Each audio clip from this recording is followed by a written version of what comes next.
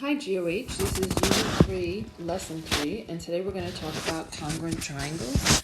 So we talked a little bit about congruent triangles back in Unit 2, and I just want to reiterate with you that in order for two triangles to be congruent to each other, remember there has to be a rigid motion that maps one triangle onto the other. They're basically going to have the same shape and the same size, but there's a rigid motion that maps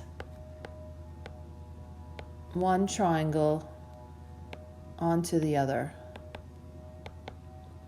They're the same shape, same size. If they're congruent to each other, I'm just going to draw two congruent triangles right here. All right, if they're congruent to each other, like if this was ABC and DEF, angle A is congruent to angle D, angle B is congruent to angle E, angle C is congruent to angle F. See how I use a different number of those curved little marks right there? And this side would be congruent to this side, and this side would be congruent to this side, and the third side would be congruent to the third side. So basically you have three angles congruent to the three corresponding angles, and you have three sides congruent to the three corresponding sides. That's 6 things to prove. You don't have to prove all 6 things though. So these, what we're doing today, are like the shortcuts to how you prove things. And we actually looked a little bit at this in Unit 2, but you might not have even realized. But the first shortcut to proving two triangles are congruent to each other is something called side angle side. If you have two triangles are congruent if two sides and the included angle of one are equal to two sides and the included angle of the other. So basically, what does it look like? If I have two sides of one triangle congruent to two sides of the other triangle and the included angle, the angle between those two sides, are congruent, that's enough. You don't have to prove all 6 things. So we're going to do that proof right here. And if you need to pause the video to write anything down, you certainly can. I'm going to have statements on the left, reasons on the right. I'm always starting with my given. So my given says that AB is congruent to CB, and BD bisects angle ABC. That's all my given. So we write it down, but we also want to label it on your triangle. So AB is right here, is congruent to BC, and BD is bisecting angle ABC. So I'm going to trace out angle ABC, just so I can see which angle is being cut in half. Right? That's a key word right there. I'm bisecting the angle. That means I'm cutting that angle in half. I'm going to call these angle 1 and angle 2. If it bisects it, then that means angle 1 is congruent to angle 2. And as I mentioned to you, the reason that they're congruent is because a bisector divides an angle into two congruent angles. I don't need to write all that out. I can just write definition angle bisector. So you can see how the given sort of gives me the statement and it also gives me the reason. All right, so I got these. And that's all my given. I've used all my given. I used AB's congruent to CD. I used bisector. I don't have the other side. I have one side and one angle. But you actually do have the other side. CBD, both of those triangles are sharing BD. So I make an X right there on that shared side, but I need it to be part of my proof, so I just write BD is congruent to BD. That's the second side. And the reason something is congruent to itself is the reflexive property. Now you can see I have side angle side in triangle ABD and side angle side in triangle CBD.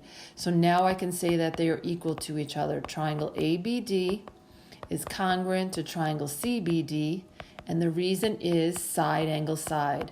So side angle side is a shortcut to proving triangles congruent to each other. You have two sides and the included angle of one triangle are congruent to two sides and the included angle of the other triangle. All right, if you need to pause and write anything down, please do so. The second way of proving triangles are congruent to each other is angle side angle. So what does angle side angle look like? Basically, you have two triangles again. You have the angle, the side, and the angle of one, and the angle, the side, and the angle of the other. So two triangles are congruent if a side and the adjacent angles of one are equal respectively to a side and the adjacent angles of the other. So the side has to be between those two angles. So I got my statements on the left.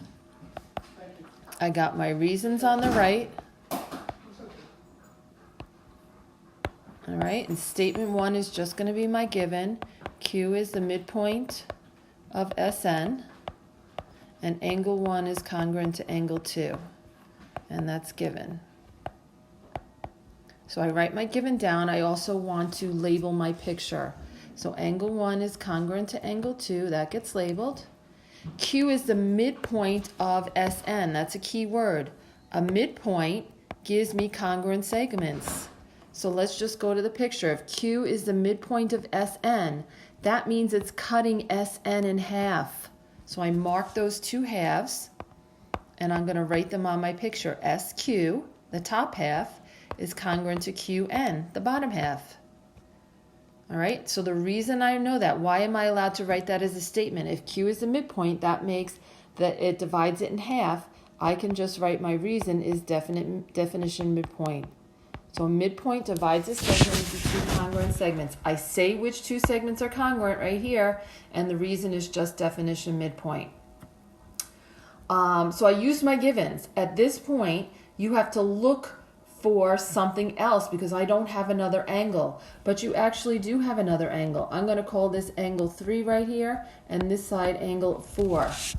Those are vertical angles. So all I say is angle 3 is congruent to angle 4. And the reason is vertical angles are congruent. I don't say definition vertical angles because the definition of vertical angles is more defining them, but I just say vertical angles are congruent. And I can mark that on my picture. These are congruent to each other. And now I finally have it. See, I have angle, side, angle of one triangle and angle, side, angle of the other triangle. So triangle SQR is congruent to triangle NQM, and again the reason is angle, side, angle.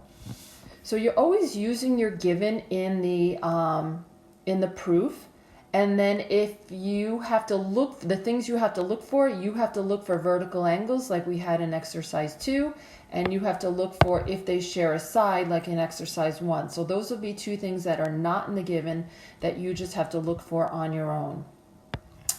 And the last way that we're going to do today is of proving triangles congruent is side, side, side. So side, side, side is actually a little bit easier because you don't have to worry about the angles and if it's between the two sides or not between the two sides. It's just the three sides of one triangle are congruent to the three sides of another triangle. Okay? So in this exercise 3, again, I have statements on the left, reasons on the right. I don't have a lot of room right here, so I'm just going to try and squeeze that in as best I can. This says use a paragraph proof. I'm not going to do that. You certainly can. I find it rare that a student likes a paragraph proof, but basically you just take everything that you're writing as a statement and a reason, and you're just writing it in full, complete sentences. It can be a little bit trickier to do, so I'm just going to write it in my statement reason. So I got WY is the median, and I have WX is equal to WZ. All right, so let's mark that. WX is congruent to WZ. I marked that. And I know that WY is the median. Now remember, the median, so that's WY right here, is the median. The median goes to the midpoint. So the first step would be to say that Y is the midpoint of XZ. Why? Because it is a median. A median goes from the vertex of a triangle to the midpoint of the opposite side. But I'm just going to say definition median.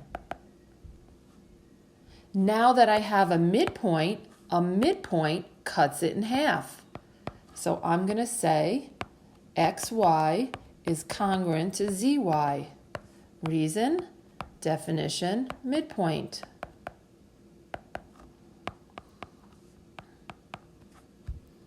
All right, and then remember I said you have to look for if they're vertical angles or a shared side. They have a shared side right here, so that's the third side. So I'm going to say that WY is congruent to WY, and the reason it's going to be reflexive. When something is congruent to itself, that's the reflexive property. And then I will say that my triangles are congruent. So triangle WYZ is congruent to triangle WYX. And the reason is side, side, side. Okay? So now, I told you which kind of proof that we were doing each time, but it's important to mark your diagram because I'm not going to tell you, oh, this is a side, side, side, or this is a side, angle, side. You're going to mark your diagram so that you know what is coming up, or what the end result is, what the end statement will be. All right, so in exercise 4, we know that BD is a perpendicular bisector of AC. Which of the three theorems would you use to show that CDB is congruent to ADB? So I don't actually have to do a proof, but I know that BD is a perpendicular bisector. So let's mark our diagram. If it's perpendicular, okay, these are right angles. They're equal to each other. If it's a bisector, so BD is bisecting AC, it's cutting AC in half. So I know that AD is congruent to CD, and they also share this side in the middle. So the reason that my two triangles are congruent is going to be side, angle, side. And I've marked my picture along the way. All right, the bisector made AD was congruent to DC because it was a bisector. Angle 1 and angle 2 are right angles, and therefore also congruent because it was perpendicular. That was the reason. So I don't have to write a real honest to goodness proof. And they also share BD. BD would be congruent to itself. So that would be enough of an explanation along with marking up my diagram. Okay, so it wasn't a real proof. I was just showing you. And the last one also is not a real proof. It just wants to know which of the three theorems would be used to show my triangles are congruent. Let's look at what they've told me. SU is bisecting RST and RUT. So this line SU is bisecting both angles. So it's bisecting the angle at the top, angle RST. So angle 1 would be congruent to angle 2. And it's also bisecting, it's bisecting RUT at the bottom. So I could say that angle 3 is congruent to angle 4. All right, so angle 1 is congruent to angle 2. Angle 3 is congruent to angle 4. Why? Because it's an angle bisector. So this is not a formal proof. We're just talking out which method I would use, which of the three theorems would I use. And they also share SU. So SU is congruent to SU. That would have been reflexive if I was doing a real honest to goodness proof, but they have that common side SU is being shared. So the triangles are congruent by angle, side, angle.